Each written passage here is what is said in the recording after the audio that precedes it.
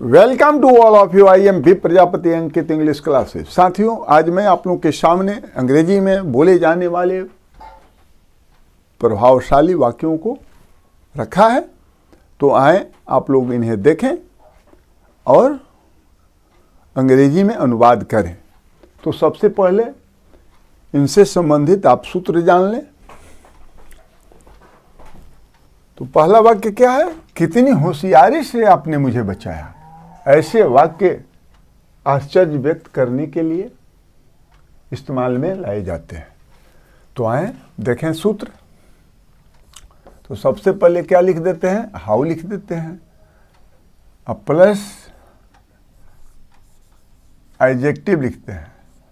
हाँ, तो एडजेक्टिव देखिए, यहाँ होशियारी से क्या है? हाँ, एडवर्ब है, क्रिया विशेषण है।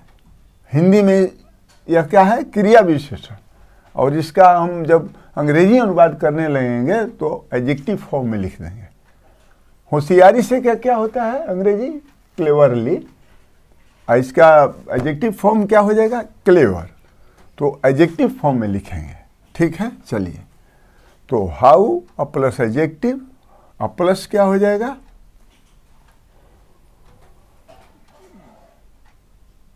Of plus object plus infinitive plus other words, जो भी होंगे वो लिख देंगे। तो चलें अब इसका हम लोग अनुवाद करें। तो फार्मूला के तहत क्या हो गया? हाउ हो गया। एडजेक्टिव होशियारी से क्या क्या होता है? हाँ, एडजेक्टिव फॉर्म होशियार। तो होशियार का क्या होता है? क्लेवर। ऑफ लिख दिए। अब प्लस, अब देखिए अंग्रेजी में क्या है? ऑब्जेक्ट है। तो आपने जो है, हिंदी में तो यह सब्जेक्ट का काम कर रहा है, आपने मुझे बचाया।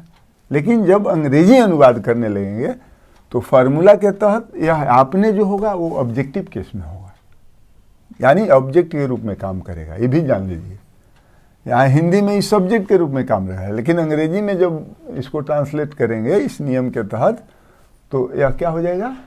ऑब्जेक्ट के रूप में काम करने लगेगा।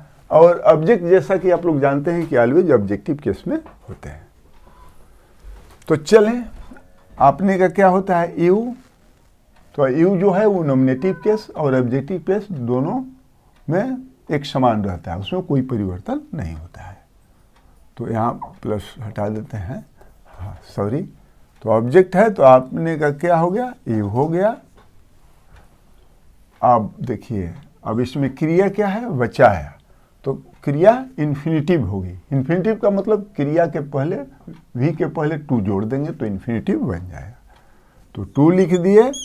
बचाया का क्या होगा? सेव। अब जो बचा, अब मुझे इसको लिख देंगे अदर वर्ड। हो गया, सॉरी। हाँ, एक्सक्लेमेशन चिन्ह रहेगा, मार्क। चले, कितनी बुद्धिमानी से आपने काम किया।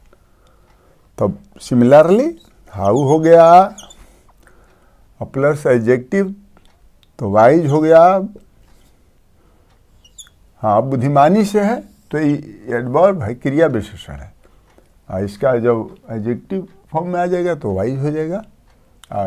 ऐसे हो जाएगा बुद्धिमानी से का क्या होता है? वाइजली, एडवर्ब के रूप में काम करेगा। तो यहाँ हमको बराबर ध्यान रखना है कि एडजेक्टिव फॉर्म में रखना है। तो वाइज हो गया।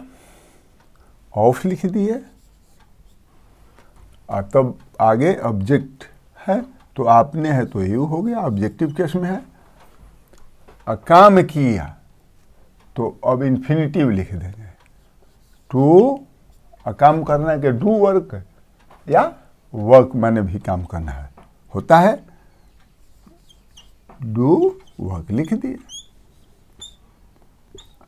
एक्सक्लेमेशन मार्क लगा दिए। चलिए अब आगे चलते हैं। कितनी दयापूर्वक आपने मेरी मदद की। सिमिलरली हाउ काइंड हो गया। इसके लिए आपने का जानिए रहें, ऑफ लिख दिए, यू लिख दिए आपने का।